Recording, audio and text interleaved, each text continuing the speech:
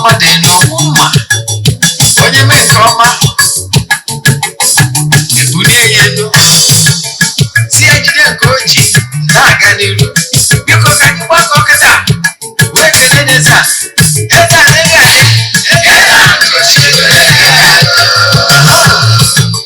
Eze-Ana ugochitubelu nwoke ọma na oraifite ị ga-adị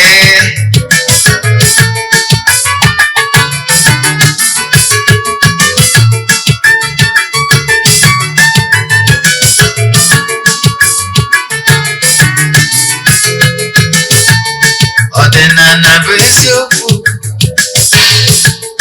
ọdịnala bụ ụzọ ndụ ịma na o nwere olu na-eti mkpu na-asị ụmụ Igbo chigharịa ụmụ Igbo chigharịa kwa mbọsị ọ na-eti n'ụtụtụ n'abalị ọ nọ na nkụzi Eze-Ana ugochitubelu onye ọma na oraifite onye mgbasa ozi ọma ọdịnala gaba n'ihu Eze-Ana ugochitubelu onye ọma na-eje eme ọnụ ọdịnala bụ ụzọ ndụ gaba n'ihu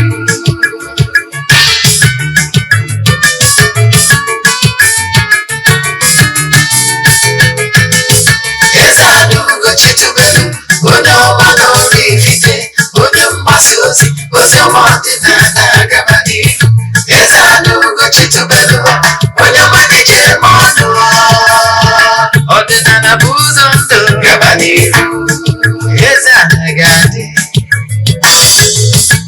ugochitubelu ga-adị ugochitubelu tempụl ọ ya adị maka na eziokwu anwa chacha ndị oge dịga anyị fọntambaki ndị ochie nye anyị fọntambaki fọdụ asịkala aka ghọrọ ụmụ Igbo si anyị rapụ nke anyị na nke feka mma bụrụ Baịbụl bịa akwụkwọ akụkọ mepekwa chọọchị fa okwu ụka agakwa. Good day, viewers all over the world, lovers of Eze-Ana TV. I welcome you all in today's section of question and answer. We have in our midst an ordinary evangelist. You are highly welcome. Well done. And please introduce yourself for our viewers to know you, most especially those that today is their first time of joining our program. Yes, we are all over the world. My names are Ogbuefi Eze-Ana ugochitubelu oraifite. Abụ m onye isi nchụaja ugochitubelu ọdịnala temple. Anyị na-agba afa miri emi rụkwazi ọrụ mmụọ dị iche iche. Abụkwazi m onye isi nchụaja na ọdịnala Restoration Prayer Ministry. Bụrụkwazi onye mgbasa ozi ọdịnala Igbo. So you can call me an ordinary evangelist. I will answer. My mission is to help people live better life. Thank you. You're welcome.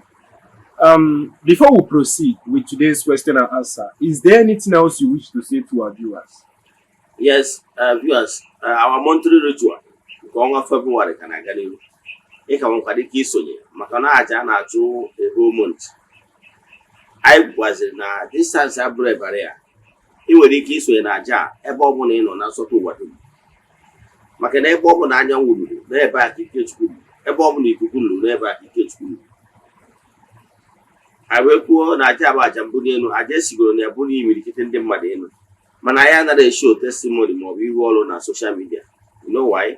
Ọ dịrọ necessary ọ bụrụ ha ji maka ebe mana aka tie ya ụlọ ike dị na aja a na-achụ n'igwe anyị achụbago aja ihe karịrị 2 years ka anyị bido chụba aja.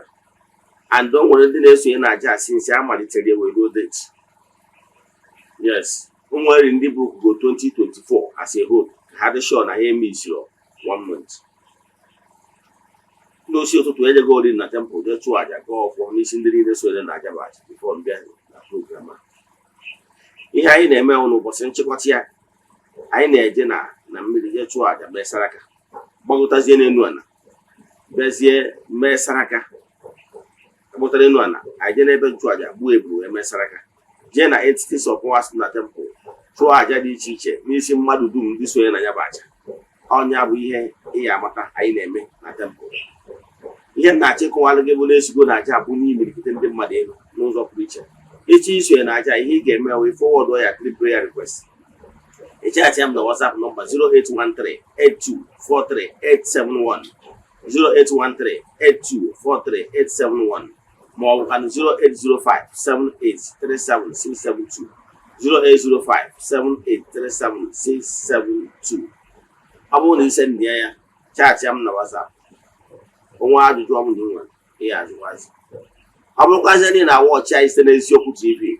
I like the program ị na-anụ. Ị chọrọ ịwọchị ọzọ ma ọ bụ n'ihe nkụzi niile anyị na-akụzi kwa ụbọchị ọbụla. Jee na my YouTube channel Ogbuefi Eze-Ana Ugochitubelu Oraifite ị ga-afịa. Ọ bụrụkwa na watch ise n'eziokwu TV. Onwe Nollywood movie ọbụla ịwọchị na channel a. Ị chọrọ ịwọchị ọzọ. Jee na my YouTube channel Ogbuefi Ugochitubelu Movie Productions. Ma ọ bụ jee na eziokwu Create Movies na YouTube watch ya. Ọ bụ na Igbo movie. Jee na eziokwu TV Nollywood Movies na YouTube watch kwazie. Ka ị na-eme nke a ka Chukwu Okike pụrụ ime ihe niile gọzie gị mgbe ị na-esonyere anyị. Daalụ. All right. Let's go straight to the question and answer for today. The first one is rape. What's your take on that? What do you think that triggers people to indulge in such acts? And do you think that he has a bad spirit responsible for such acts? Yes, nke mbụgodo bụ na enwere social menace not on the rise nowadays. Now, if you ask me, I will put the blame on moral value is decaying. Yes, and what is the high moral value? And I concrete the upcoming generation. Nke mbụgoro bụ na ịma na ọnwa ewu na-ata abalị nne ya onwe ya na-eri anya n'ọnụ nne ewu na-ata abalị onwe ya na-eri anya n'ọnụ mmiri esigo n'isi wee gbalụọ. Nke bụ eziokwu nke mbụ high moral value etu mmadụ esi wee raise ụmụazị na family na akaụntụ. So ihe m na-achọ ịkọwala onye ọbụla onye agbata m nọ n'onwe m personally jiri highly against single motherhood. Although justifiable, you know why? And they want to you say na nwa is on atakwa. Adi me ekwukwa na ụmụazị niile single mothers na anani yo bụ eziokwu. Ka bi yan na achịkọwala obu na enwere greater chances. Enwere greater chances na nwatakịrị single mothers nwere ike ọ bụrụ na anyị agbachara ya ọfụma. Maka ihe ga ngwa gị o nwere uru nwatakịrị toru n'ezinụlọ nne na nna no. Yes, I remember when I was growing up. O nwere ihe anyị nwere ike ime. My mother considered that thing na ya nwere ihe anyị melụ adịrọ mma. And my father will frown at it. Ọ ya asị nwa m ihe ime nna gị bata mma agwụ ya. Anyị ga-esekwu na yo biko kwe nkwa dị iche iche si amọmị ma ihe a mmed na ma ya emesu ụbọchị ọzọ. Ọ na-asị gị ọkwa dị shọ na ihe eme ọzọ ọsọ dị n'okwu ụbọchị ọzọ na ya agwa ya dadị gị si ya mba ikwuye nkwa ṅụọrọ iyi na ime emezi ụbọchị ọzọ wee si oke na ya gbara ụta na ọrụ ụbọchị nwatakịrị gafuru mmadụ ka a na-apụ ịta n'ụbọchị ọ gafuru ntu n'akwụ. So if you have a father, o nwere that father figure. Ndị enwere father figure anwa sorry ọ na-ahịa ọdị nne ọ bụ na ị nwere a disciplinarian as father ya ọdị nne. During my growing time, he dare not bring assessment in the house now. As in what? Ọ bụrụ na ya father chọpụta na ndị na-akpa abịa bụrụ ya reading mates. Ọ bụrụ ndị gị na ha na-emekọ ihe gbasara ụka and ọma na ụnụ dị highly moral standard. My father enwe problem ma ọ bụrụ na ọ notice ya ịmawụ ndị okenye ihe nwatakịrị rigoro elu then nna nọrọ ana na-ene ya anya ọ ya ama. Yes, enwe mgbe some of my sisters in the Lord that time no move on na-achọta m na ya dị mana my parents ma na enwere not just ihe gbasara ihe mmụọ biafọ enwere any kind of embarrassment or anything. Mana one of my relative that time ya bụ n'ọhịa ka achọta parents ma gbarugo nọ ndị nduhie ya afọ bido n'oge baba ị na-ege ntị. So ihe na-achịkọwalụ gị bụ na a ga-enwerịrị father figure. My father for any reason wee pịa gị 2 ọ ma pịakarị gị. My father enwere ihe ga-eme ka ọ pịagide o pịakarịa 6 ịmazie na anyị mere ihe emena mana that 2 anwa ya akara m mmadụ my mother pịa m 12 mana my father chepọ n'isi gị 2 anwa ọ ya apịa gị, ọ ya eme 6 n'ọnụ ofu aka ka ya apịa gị ya mana my brother ọ ga-ịmara ihe ọbụla ga-eme ka ị avoid ya ịpịa gị ihe ị ga-eme. So amara m na family grow, amara m na ya father or somebody be very mana ọ ya egosi love mana whenever you go wrong ọ ga-display you.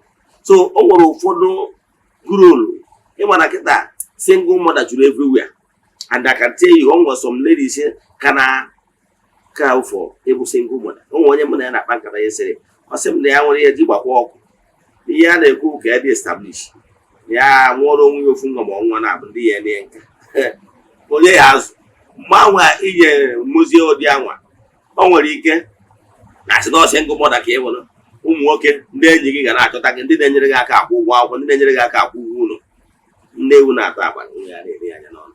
Mgbe ọ batara ebe afụzie ka ndị mmadụ na-ehukasị gị aka n'ahụ, kedu ihe na-achọ ka nwatakịrị ahụ ụrụ efuchọ ịma na iji gị aka gị na nwa gị n'iyi maka na nwatakịrị bido ara n'ụtụtụ mbụ were ihe gbasara nwaanyị wee melee foundation ya forget nwaanyị na ga-enwe adịghị. O nwere ofu akọchọ ka nke ọlụ gị before round up na this question. O nwere about 20 years ago I visited a family. That family was family be close to me. In fact, eso been at the yard when I was growing up. Yes, eso been at the yard. Yard there, yard my boy face me and face you. It was all yard with many rooms and the self corner rest of them. So my name was one that is common gate. So normally when they told them be that yard, I have one man who came and a room will be a television and so on. So dealing with this family too well. This Nana will one room. Manahan will about 7 children, including Manapa, making it a 9. Now, Manapa, they didn't know food. You might go that room, they poor, they broke. I got a one room, maybe. A Kewaya, a bed, I didn't even. A well cotton, Kewaya.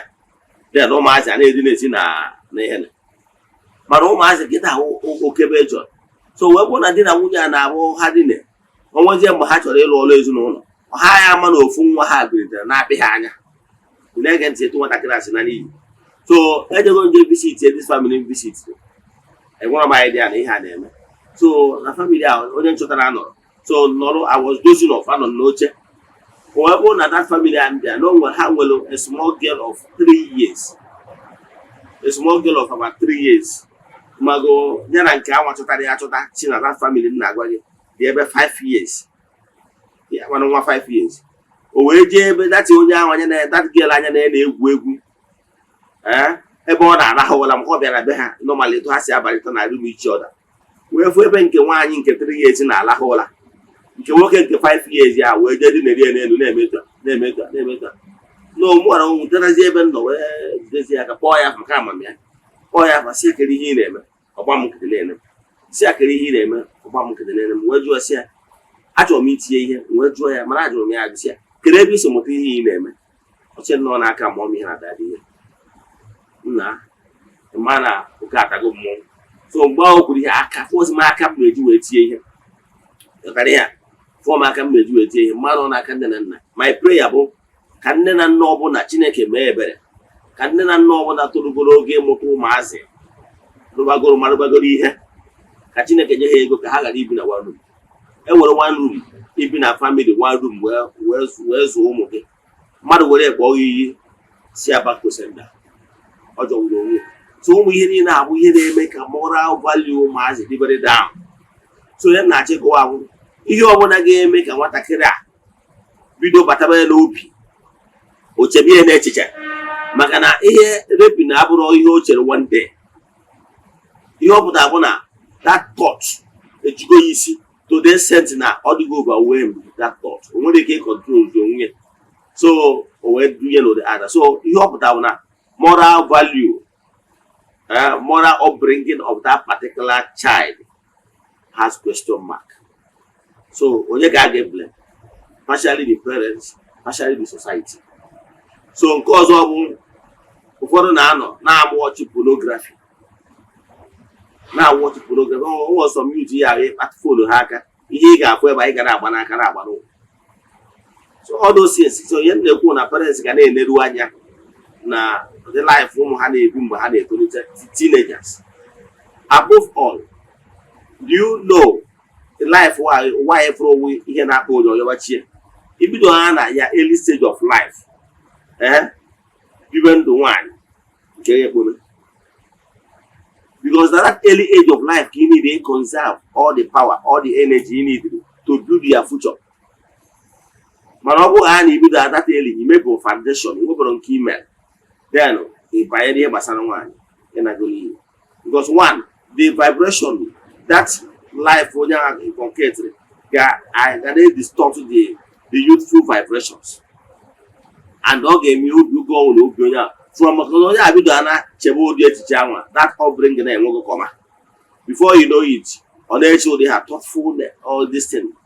Or are they no before you know it, either no do masturbate or no do rape. And don't be the to forget it.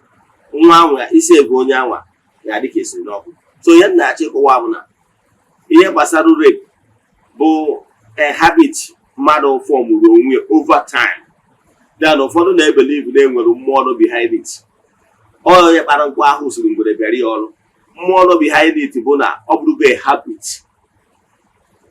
Yes, obligate habit and money that think over time. Now, I lose a part of that person.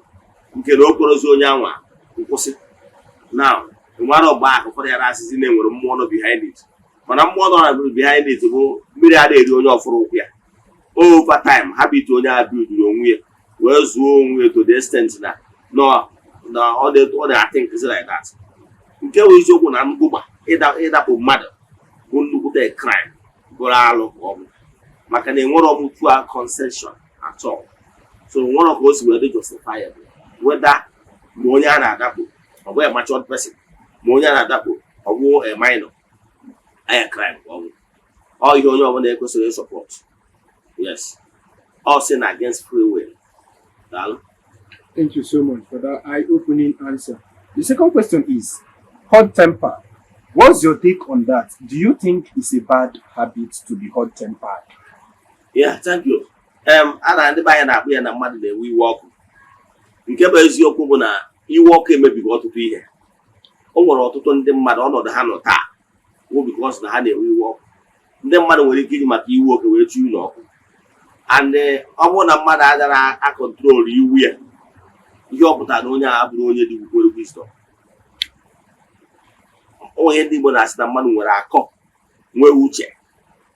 Ihe ọ pụtara bụ na before you take any action, you meditate on it. You think about it over and over time. Then before you take action. Don't be quick in taking action, especially when you are angry. Because I can tell you, I'm going to turn them mad to now, maybe here. I'm going to know their hot temper, boom mad. Makanam be mad. Government, I'm a haggy. He never prison, he never inca. He never seen gun on a guy, they gun or where broke star. But where achieve go and great vision on it. Him on only get yaka. Mad because of we were more maybe a got together as yeah, what he get you are we were tar where he nanga for 20 years. Maki when he can where you were committed something more. And the mother maragas and we walk with people will be avoiding you. So here not check one for you. I don't can go paint a picture careful. He walks the other made in muddy here. So a good omen at all, a good virtue. Now, if we walk, people can avoid it. No, not we walk, no brother and Monday, and you walk here saying, you know, where you keep mother. And for you to be successful here on earth, you need to build a brand. You know why? you need to build a brand character wise, so that in the man gonna say, oh, this guy, oh, on ya come back. Because all the money they sell again. Even the money for opportunity, they will recommend you. Makanebo man. So you walk over somebody, don't tell money and not that you have to do on me. I won't even you walk for them away kitchen work. I won't way I will make it. You fill it up. Makane, it take care of action here, baby. I have that people just know. Ogbuefi that day, be that day. I won't know my career to career. So he gave me to be on the safe side as when you want wisdom, when you want a man, you want a call, you check. He gave me na matter may upset. Take you jazz. Okay, make you man are quick. Need take some action, especially when you're upset. So we end the governor. You walk over your marriage, Jackie. We had where do we? Thank you so much. The third question is, what is your take on this saying? Ihe mmadụ amaghị adịghị ama ya? Do you think that such thing still works today? Yes.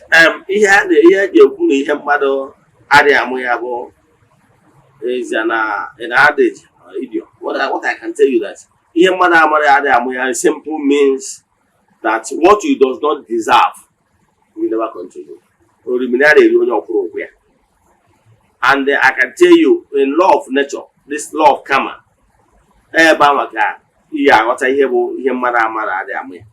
meaning now whatever you don't sow will never come to you. You will not reap where you do not sow.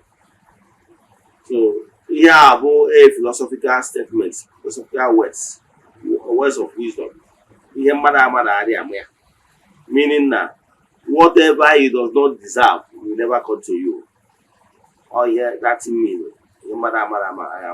So, manobona in the ezeana in different contexts. In where the kid na no nyede to a deserve here to a imian. Man, I can tell you in Africa human. In Africa based on the physical. Man, the law of karma, law of retributive justice. One day, here,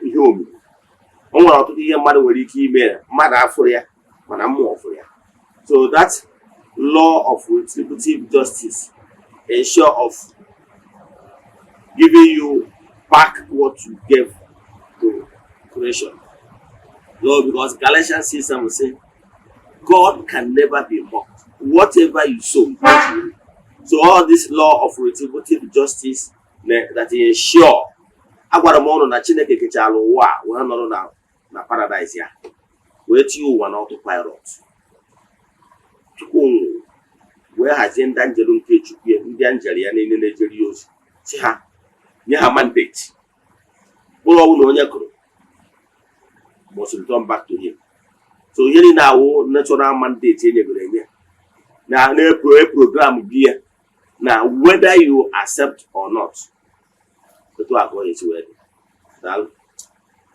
right. The fourth question is, in ordinary Igbo, how do they select Akajiofo when the former one dies? Thank you for that question. Nke bụ eziokwu na abịa na Akajiofo obodo ọbụla. Akajiofo akọwa ihe gbaja Akajiofo ọbụla enwere ndị amụrụ by birth ha bụrụ Akajiofo. By virtue of their destiny, na Amuria or Brakajiofo. Example, your parabona automatically Akajiofo. Yes, but then I think I see what for the Akajiofo. Yes, only of that live with old age. Old age, you the oldest person na your clan automatically work at your all never than the Igbo ju emi n'obodo ọbụla clan ọbụla o ya da okwu ana clan ọbụla nwere okwu ana no the oldest person ga-abụ onye ga-eji ọfọ that particular etu akọ dị n'obodo ndị si wee mie abịa n'obodo ọbụla enwere arụsị obodo ọbụla clan ọbụla nwere arụsị. Onye na-abụ aka ji ọfọ arụsị ọbụla bụ the oldest person. So ọ bụrụ na amụrụ gị by virtue na-ewu naturally aka ji ọfọ, yes, enwere ndị bụ dibịa bụrụ aka ji ọfọ by virtue of their calling. Yes, ewu ha n'afa ha, ọ gwaghị na aka ji ọfọ ị na-agba n'afa, ị na-ege ntị. Yes, so ọ bụrụ etu a ka o si wee dị. So nke ọzọzi bụ na abịazie na onye ga-ebu ọfọ, agwara gị na onye ọ dịrị bụ aka ji ọfọ ga-abụ onye the oldest person ji that ọfọ, onye ahụ bụ onye ọ dịrị. Ọ bụrụ na ọfọ ngwuru, then ịma na onye ọ dịrị bụ nna kwanụ ya bụ ngwuru, maọbụ na nna anọrọzi ọfọ ahụ baa n'aka ndị ọkpara ya, ma ọ bụzikwa onye ọbụla mmụọ chuzuru, maka o nwere family ya wepụta mmụọ chuzu onye ọzọ instead of that particular the elders for some reasons. Ị nwere ike ịghọta, achọghị m ka m gawa into details, mana enwere many reasons nwere ike na mmụọ agba echu the first son. Ya o nwere ike either not soil aka with blood, or maybe na ọ bụrụ the biological child. Example, if look at Ken and the ebe si wee chụọ aja anaghị nke onye because of etu obi Ken si wee dị, as obi Ebel si wee dị, anaghị nke Ebel hapụ nke Ken, despite the fact that Ken was the first son. And then the history of the Esau and ụmụnne Esau and Jacob. We're right here when the second son. So anyway, so many reasons. I'm actually get into details now. Mana to go straight to question age. Everyone says that akaji ofo, obuna akaji ofo, or the oldest person. Now the oldest person, obuno man gave akaji ofo Ogbuefi. Example, more akaji ofo Olas, more akaji ofo Edo. Owelugi, mana for one reason, maybe health challenge, or because of one reason or the other, best known to you. If you're not interested in perform, take a job. He get married. Obodo niile that your village yanwa that nwe that more. A boy has if na yes in Igbo aka job for Edo. For example, normally no lugo ya turn. No normally no lugo ya turn. Ebo the aka job for or Edo. However, now because of so reason, name weekend ime wihe dị ya n'ihi na ya obodo anyị dara esere ha n'ihi na-erekomendị Ifeanyi Okonkwo ka ọ bụrụ the caretaker or ya behalf, ọ bụrụzie na onwere onye ibu n'obi, ị nwere ike esi ndị obodo ya melụ bụ si wepụta afa mmadụ one na one na one na etu a si jee gbaa afa jee jụọ ese onye ọbụla mmụọ chuzuru na o nwere ike inye nri on my behalf. Nigga say ya don't you dey to out. No nya dey ya blessing. Whichever way. Man here dem babu either na go and nominate somebody who the caretaker via direct, or na go and this CJ fenza between so people. Onye mmụọ chuzuru nwere ike ewu gị caretaker. Ihe ọpụta bụ na onye abụ caretaker. Ọ bụrụ onye wa bụ dị aka ji ọfụ. O nwere ike oluzie tọọnụ ya na ihe ọpụta bụ na onye that particular caretaker na-anọ n'ọnọdụ gị. Ihe ọpụta na nwoke gị nwa na onwe gị ọ nọ n'ọnọdụ gị nwee ka isi wee nawa Chukwu. The person is sent as a caretaker will cease to perform as the aka ji ọfụ. O mere na baị, o nwere ofu enyi nwoke nne ya bụ the oldest na clan ha. So welu nne ya ịbụ aka ji ọfụ mana nne ya adịghị okenye. Nne ya feel on the air was what it takes, strength wise. It just na ya bụ mmụọ. O wee nominate ya nwa ya biological son ya. O so ọ dị ka o so na the last. Mana nke a agwụ mara ya, ọ na-emekwa dibịa. So ọ nominate zie nwa ya wee gwa obodo n'ọnwa ya ka ya na-asị ka nwa jee ozi a n'afọ ya. It stands. Nobody will question it. So ọnwa a na-eje ozi na mmụọ today. So mgbe ọbụla ọ na-eje ozi a ọ bụrụ na o ruye na age